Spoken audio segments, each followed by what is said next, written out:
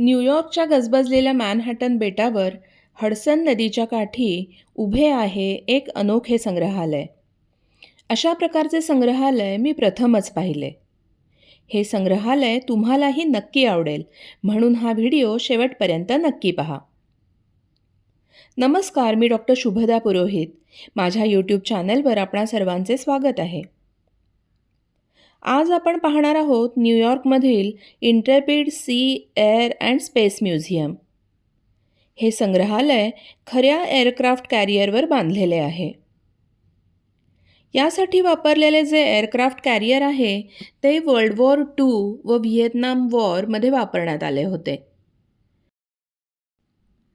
1974 मध्ये हे aircraft carrier retire झाले व पुढे 1982 मध्ये याचे रूपांतर म्युझियममध्ये करण्यात आले. या संग्रहालयात मी आयुष्यात पहिल्यांदा खरे सबमरीन आतून पाहिले. या सबमरीनचे नाव आहे USS ग्राउलर. 1958 मध्ये हे US नेव्हीमध्ये दाखल झाले व याने कोल्ड वॉरच्या दरम्यान गोपनीयरित्या गस्त घालण्याचे काम केले. ग्राउलर हे युद्धासाठी तयार असलेले एकमेव क्रूज मिसाईल सबमरीन आहे. हे सबमरीन आपल्याला आतून बघता येते. यातील अगदी अरुंद कॉरिडॉर्स, ऑफिसर्सचे tiny bunk beds, missile control room, navigation system, pantry इत्यादी सगळे पाहायला मिळते. समुद्राच्या खाली 300-400 फूट हे लोक महिनोन महिने कसे राहत असतील असा प्रश्न आपल्याला पडल्या वाचून राहत नाही.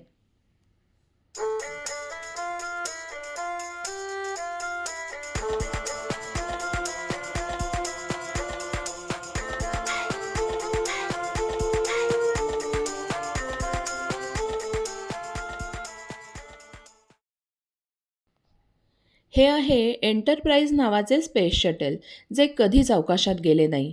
परंतु एंटरप्राइज नसते तर कोलंबिया, चॅलेंजर, डिस्कव्हरी किंवा अटलांटिससारखी अवकाशयाने कधीच अवकाशात झेपावली नसती. 2012 मध्ये एंटरप्राइजला या संग्रहालयात आणण्यात आले.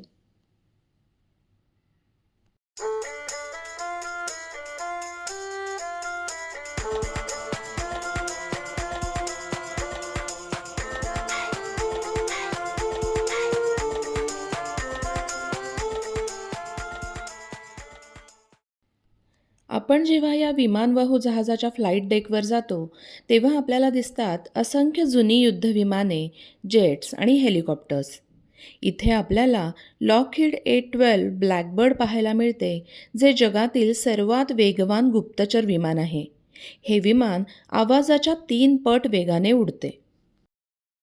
इथली विमाने युनिक आहेत, कारण ती फक्त प्रदर्शनासाठी बनवलेली मॉडेल्स नाहीत.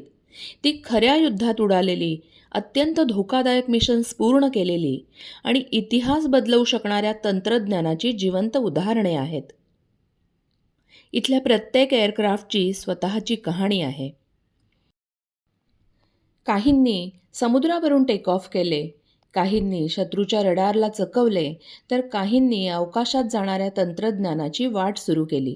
म्हणूनच ही विमाने एकमेव, दुर्मिळ आणि जगात कुठेही न मिळणारा अनुभव देतात.